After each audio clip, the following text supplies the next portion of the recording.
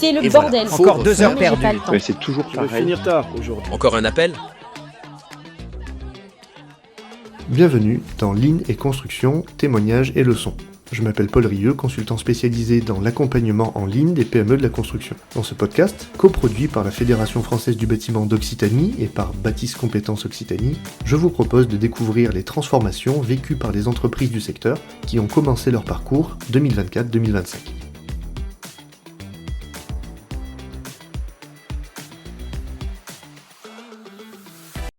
Et je suis aujourd'hui avec Laurent Durand-Deux. Bonjour. Alors Laurent, est-ce que tu peux rapidement présenter l'entreprise Durand-Deux Terrassement ? Il y a 13 ans, j'ai créé ça tout seul. Voilà, je suis dans le terrassement, particulier à 70% et 30% de location pour des professionnels et sous-traitance. Depuis 2 ans, je suis associé. J'en avais besoin et du coup, Lionel, mon associé, aussi pour d'autres choses. Donc du coup, on a décidé de faire l'aventure à deux, voilà. Alors petite équipe, Ouais, on est une dizaine de salariés. alors qu'est-ce qui fait que tu t'es dit je vais me lancer dans une démarche lean ? Le hasard, un repas avec 2 collègues qui l'ont fait avant nous, Pierre et Hugo, qui nous ont parlé du lean management. C'est un terme que je n'avais même jamais entendu avant. Et du coup, ça nous a plu. Le discours qu'ils ont eu nous a branchés, vu qu'on est constamment en train d'essayer de se remettre en question et d'améliorer le confort des salariés, de l'entreprise, l'évolution. Eh bien, on s'est rapproché de la FFB. C'est comme ça que tout a commencé. C'est comme ça que tout a commencé. Alors ça a commencé il y a 6 mois, on est en juin 2025, ça a commencé en novembre par la journée de formation. Est-ce que tu avais particulièrement un besoin précis quand tu t'es lancé dans cette démarche ou pas ? Alors, pas vraiment un besoin précis, mais plein de besoins précis et plein de questions. Et bien du coup c'est vrai qu'on est parti sur une page un peu blanche. Est-ce que tu te souviens, alors, j'ai une vague idée, mais est-ce que tu te souviens comment ça a commencé justement pour faire émerger des besoins précis pour l'organisation de votre entreprise, Lionel et toi ?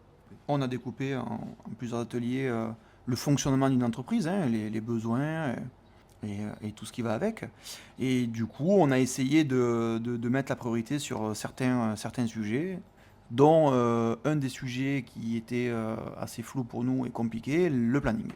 Alors c'est vrai qu'on a, tu précisais tout à l'heure, 70% de petits chantiers au final, et qui cohabitent avec des chantiers plutôt conséquents, et c'était compliqué de digérer cette cohabitation.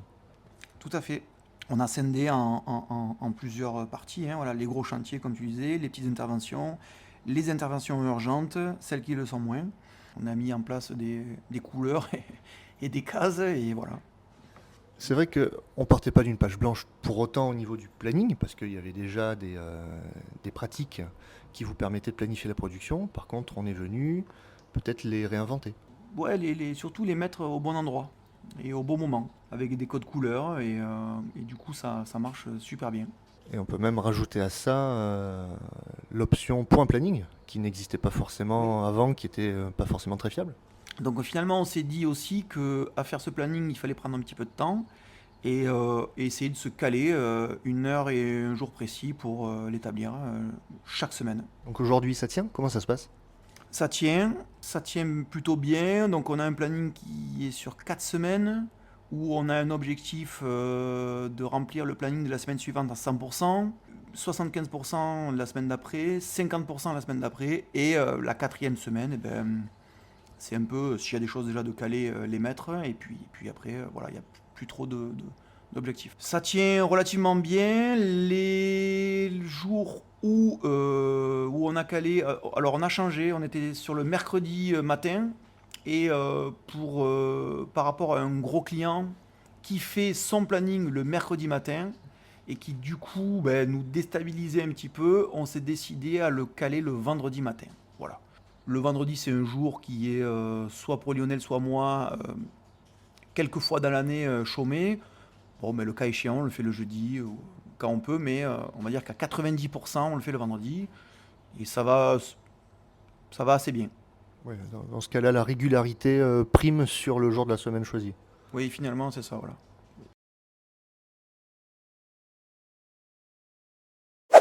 Est-ce qu'il y a d'autres choses qui ont changé depuis 6 mois que vous avez commencé cette démarche?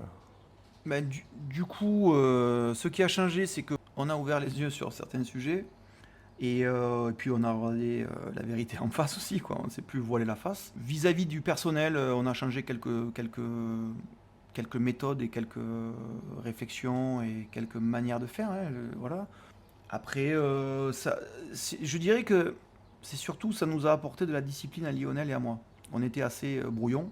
Du coup, en appuyant sur certains points, ben, on s'est rendu compte que voilà, il fallait quand même qu'on ait une ligne de conduite et certaines tâches à plus négliger. C'est vrai que la difficulté du chef d'entreprise, en tout cas pour la PME de la construction, c'est qu'il faut jouer sur tous les tableaux. Il faut être à la fois visionnaire pour sa boîte, il faut être bon gestionnaire, il faut être bon commercial, et derrière, il faut aussi être bon manager. Donc ça fait beaucoup de choses en même temps, et peut-être qu'il y a une des casquettes qui était plus en besoin que d'autres. On a une manière de manager un peu particulière. On est une petite entreprise familiale et puis on vient du terrain. Nous, on sort pas des écoles, donc on est passé par la case terrain. Donc on connaît un petit peu les tenants et les aboutissants, les attentes des gars. On est assez cool, je dirais, dans le management. Donc du coup, il faut faire attention aussi. Voilà, c'est un peu à double tranchant. Et donc tu nous as fait ouvrir les yeux sur certaines choses vis-à-vis du personnel, parce que malgré le fait d'être cool, ça n'empêche d'avoir de la rigueur et de la gestion et du contrôle. Justement, tu parlais des bonhommes. Qu'est-ce qu'ils en disent, les bonhommes, aujourd'hui? On n'a pas trop communiqué sur ça avec eux. Ils le savent, ils te connaissent, ils savent qu'on fait du lean management, mais on n'a pas trop débattu là-dessus. Ils savent que c'est pour améliorer l'entreprise, pour justement voilà, la gestion, avoir une meilleure gestion, une meilleure optimisation, pérenniser certaines choses et puis s'améliorer. Mais pas plus, quoi. Ils ont eu des remarques peut-être par rapport à certains éléments d'orga ou pas? Par exemple, le planning dont on Voilà. parlait tout à l'heure, ils se rendent compte qu'il y a quelque chose qui marche mieux ou pas? Alors, le planning, il le voit parce qu'il rentre tous les jours au même endroit et donc c'est là où il y a le planning. Ils s'en rendent pas vraiment compte parce qu'en fait, voilà, le fait de pas trop avoir communiqué là-dessus, ils savent que, ils le voient, il y a des codes couleurs, il y a des choses qui sont plus précises, plus claires, mais bon, je ne sais pas s'ils se rendent vraiment compte du travail qu'on a fait, Lionel et moi, sur le planning. C'est pas grave, c'est pas ce qu'on leur demande. C'est pas grave. Pour moi, c'est pas très grave. C'est évident que une boîte, avant tout, elle passe par ce qui se passe dans la tête du patron, ou des patrons, dans votre cas. Donc avant tout, il faut que dans leur tête, ce soit plus clair. Et c'est ce par quoi on a commencé. Alors, aujourd'hui, on en est à 6 mois d'accompagnement.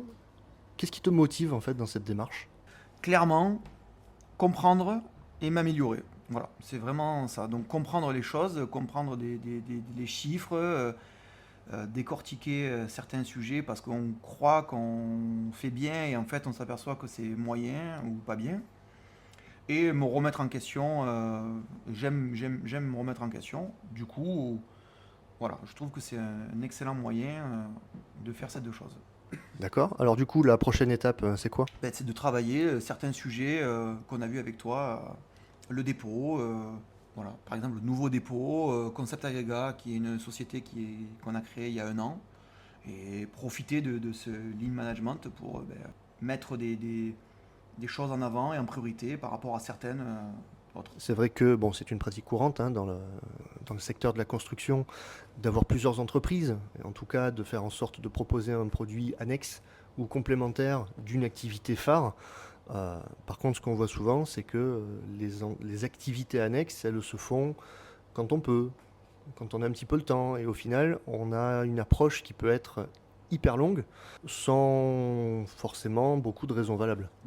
Mais du coup, de faire du lean management avec toi, ça va nous faire gagner du temps et surtout de ne pas faire des marches arrière sur certaines directions. Après, tu as raison, cette société, alors ça faisait longtemps que j'y pensais parce que je voyais certains collaborateurs le faire et que ça marchait plutôt pas mal. Et bon, je me suis rendu compte qu'en fait, c'était si tu veux que ça marche, il faut s'en occuper. Et du coup, c'est encore plus d'organisation en sachant qu'on a déjà pas mal de temps pris avec la première société. Donc, d'où le fait de bénéficier du lean management.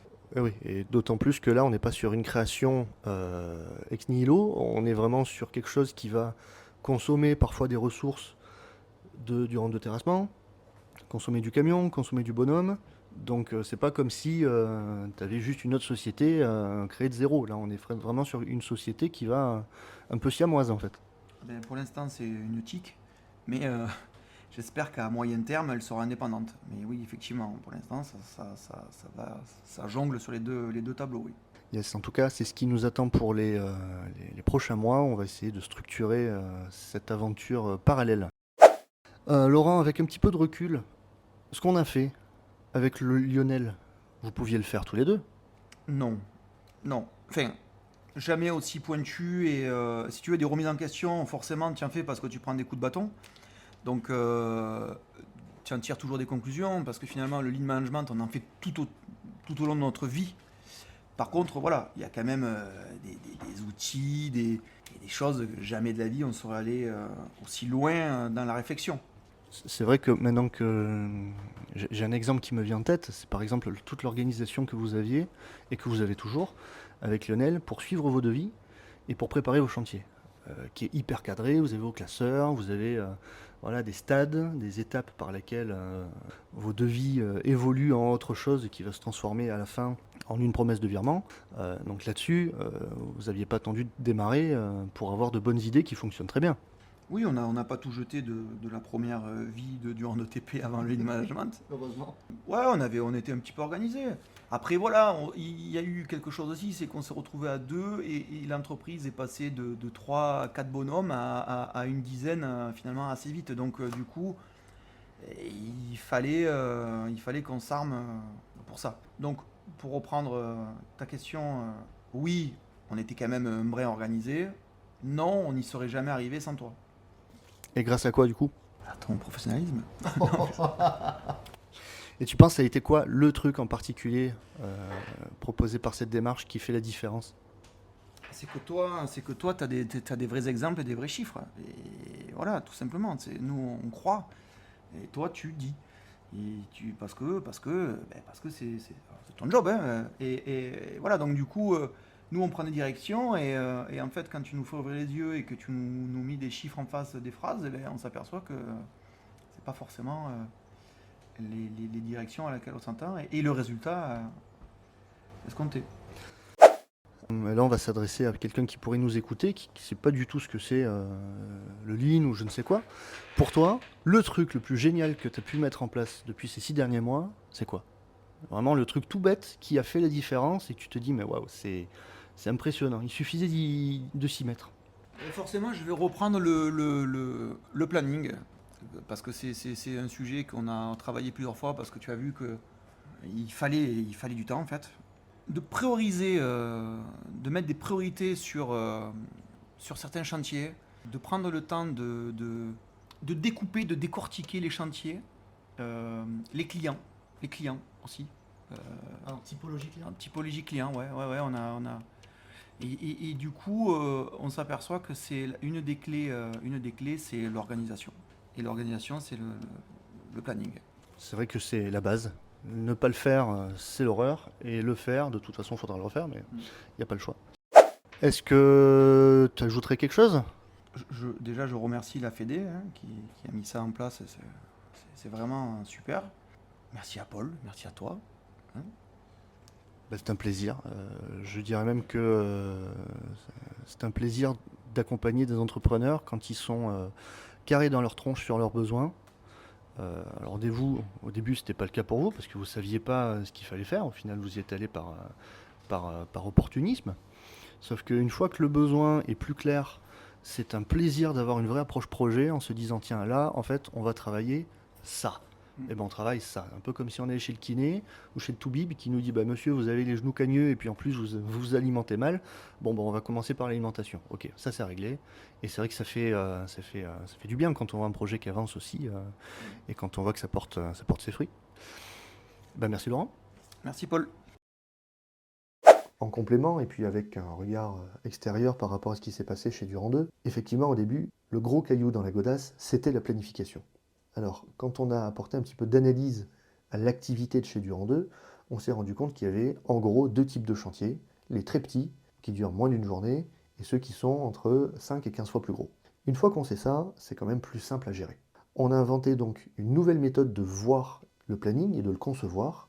On a plutôt considéré qu'on faisait un puzzle avec des petites pièces et des grosses pièces. Comment est-ce qu'on choisit où est-ce qu'on va mettre les grosses pièces? Déjà, il y a une notion de débit, c'est-à-dire les grosses pièces, il faut qu'il y en ait régulièrement. Si on ne fait que des grosses pièces, toutes les petites pièces elles vont attendre, et inversement. Donc on a inventé une règle avec une notion de répartition, où on veut que pour un gros chantier, on fasse X petits. Ensuite, on a inventé des règles de choix, parce que ce qui est toujours compliqué quand on fait un planning, c'est de savoir qui va gagner entre le client qui hurle le plus fort et le dernier client ou le dernier devis dont on se souvient. Il faut qu'il y ait de la justice derrière ça, parce que sinon, forcément, le dernier lésé, ça sera toujours le client. Alors on a inventé des règles, qui sont devenues des règles visuelles, pour savoir à quel point un chantier est urgent, à quel point est-ce qu'il est critique, est-ce qu'il attend depuis longtemps, est-ce que c'est quelque chose sur lequel le client m'attend particulièrement, est-ce qu'il est vulnérable aux intempéries, par exemple, et ça pour un terrassier c'est hyper important.